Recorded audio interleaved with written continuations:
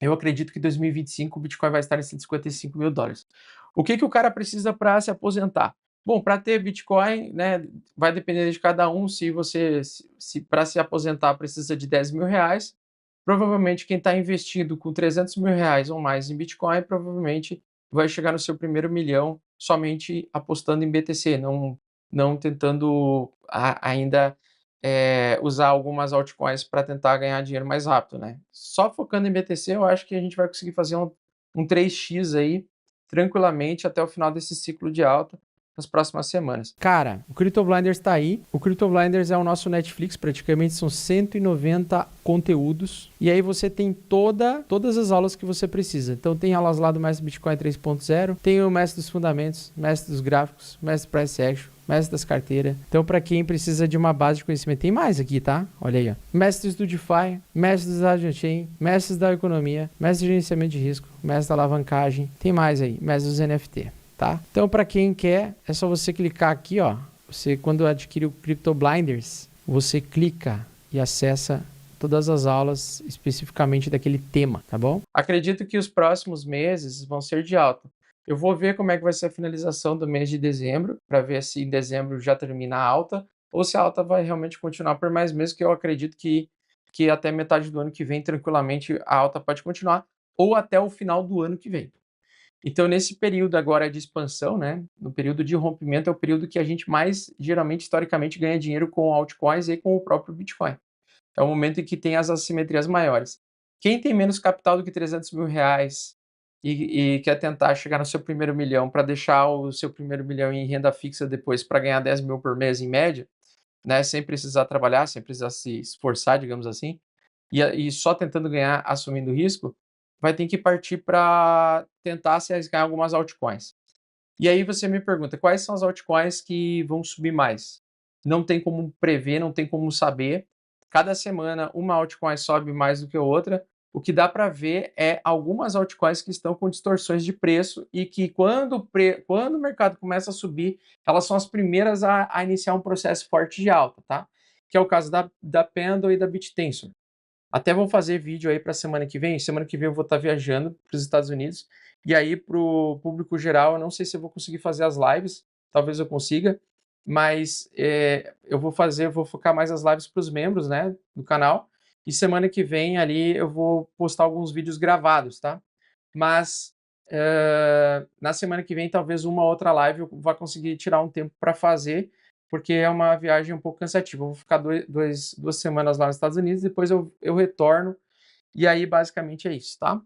Então, vamos tocar ficha aqui. BTC, a moedinha da praia. Para quem quer assumir um risco um pouquinho maior que o Bitcoin, mas não tão grande quanto várias altcoins, é Ethereum, tá? Ethereum está formando fundo semanal. Este é um tipo de fundo que eu acho interessante entrar, tá? Principalmente aqui 2.600, acho improvável que ele venha a cair mais do que isso. Na minha opinião, ele está completando um ciclo de acumulação longo. O Ethereum está um pouco atrás, né, de outras criptos, principalmente do próprio Bitcoin, está perdendo para o Bitcoin, porém agora, no momento que o Bitcoin começa a subir sozinho, eu entendo que isso aqui também pode ser um processo de acumulação longo, né? Então, deixa eu ver aqui, Ethereum barra BTC. E por que o Ethereum ainda é game, na minha opinião? Ó, ela está caindo em relação ao Bitcoin ainda, tá? O interessante é tentar entrar na sobrevenda do semanal do Ethereum. Então, por exemplo, daqui talvez uma semana, ele chegue novamente, ou ainda mesmo nessa semana, ele chegue novamente na região de sobrevenda no semanal contra Bitcoin. Pode ser que seja oportuno entrar, ou é uma boa relação risco-retorno entrar um pouco em Ethereum quando ele está chegando nesse patamar, porque se ele fizer fundo aí, ele pode depois decolar rapidamente, né? Geralmente, quando o Ethereum chega num fundo contra o Bitcoin, numa sobrevenda no semanal, geralmente é indicação de altas mensais daqui para frente. Então, vamos ver se ele já começa depois, com o tempo, a recuperar esse preço. Por enquanto, o Bitcoin ainda segue dominante. E, na minha opinião, o Bitcoin vai continuar dominante ainda por um certo período de tempo, indo até um pouco mais forte do que várias altcoins, porque o mercado primeiro vai precificar Bitcoin. E aí, lentamente, né, com o tempo, com o passar das semanas, o hype começa as pessoas que estão ganhando dinheiro com Bitcoin começam a transformar parte dos seus Bitcoins em altcoins para tentar mais assimetria. Então o mercado sempre começa assim, primeiro Bitcoin, depois o Ethereum e o Solana começam a subir bem, depois o Bitcoin começa a frear um pouquinho, ele começa a lateralizar, né? Vamos dizer que ele lateraliza em 85 mil dólares. Ali, quando ele começar a lateralizar em 85 mil dólares, as altcoins começam a disparar.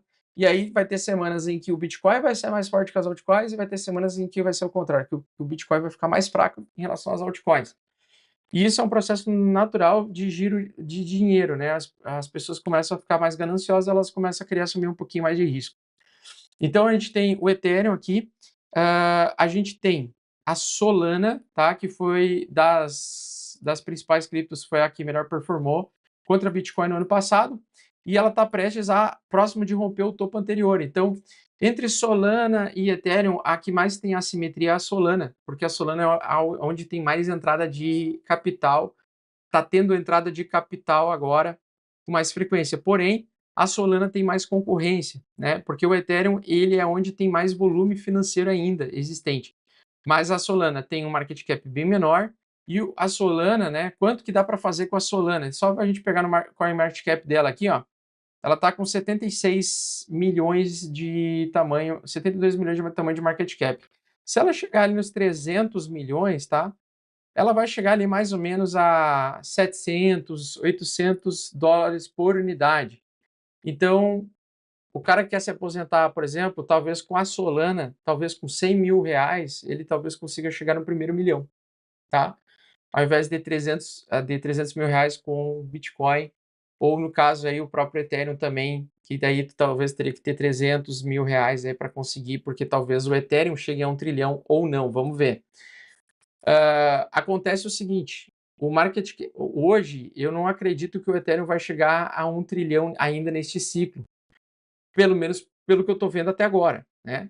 E o motivo é porque hoje o Ethereum ele tem muito mais concorrência de atenção, e a maior concorrência de atenção não é a Solana, e sim as camadas que também roda em cima do Ethereum. Vamos lá. E aí a gente tem que focar numa coisa aqui. São soluções de segunda camada do Bitcoin que eu acho que mais vai entrar dinheiro neste ciclo de alta, tá? Tanto as meme coins do Bitcoin eu acho que vão ser as que mais vão ser mais assimétricas e vão subir mais em relação a outras, né? Ou seja, se eu tivesse pouquíssimo capital, 10 mil reais, né? Ou 5 mil reais, eu focaria tentar mais risco. E mais risco, infelizmente, é meme coin da rede Bitcoin. Comprar DOG, comprar, sei lá, Billion Dollar Cat, que eu acho que são os tokens mais sinistros, assim, e que podem ser começados ao iniciar um processo de compra, né, das corretoras, das próprias comunidades, das pessoas que têm esses tokens para eles listar. O que pode ser um ponto positivo ou negativo, dependendo da ótica de cada um, tá? Eu acho negativo. Por exemplo, a Binance, eu acho difícil ela listar a DOG porque ela teria que comprar mercado. Porém, se ela comprar mercado, quem tem DOG não é o dono do criador da DOG, Leônidas. Quem tem DOG são as pessoas que compraram o token DOG, porque ele foi lançado de forma justa. E aí tem dois lados da moeda. É o lado positivo de que se alguma corretora quiser listar DOG, ela vai ter que obrigatoriamente comprar da comunidade de DOG, ou seja, comprar e pagar mais caro do que as pessoas pagaram, para ela ter uma quantidade de DOG para ser negociada na corretora. E isso pode ser muito bom para corretoras pequenas, geralmente elas compram, mas as corretoras gigantes, tipo Coinbase e Binance, talvez comprem, talvez não, tá? Justamente porque eles não têm nenhum tipo de benefício de conseguir tokens, a não ser listar a DOG ali num momento e eles mesmos sair, sei lá, eles comprar da comunidade, fazer o preço subir, listar o token e depois vender na cabeça de todo mundo. Então é uma relação um pouco cruel, tá?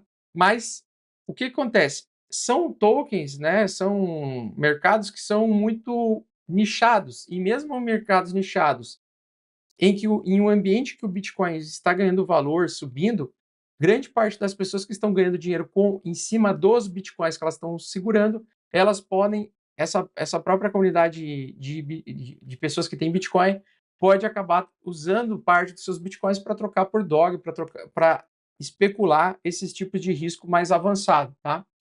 Mas, por exemplo, num ciclo de alta aí,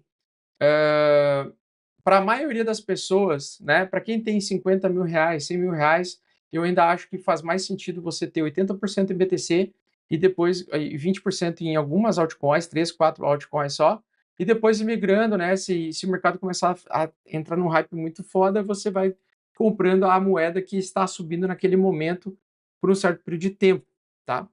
Então, assim, dá para se aposentar, por exemplo, com 50 mil reais. Tipo, o que eu quero dizer é se aposentar geral, tá? Porque isso varia de cada um.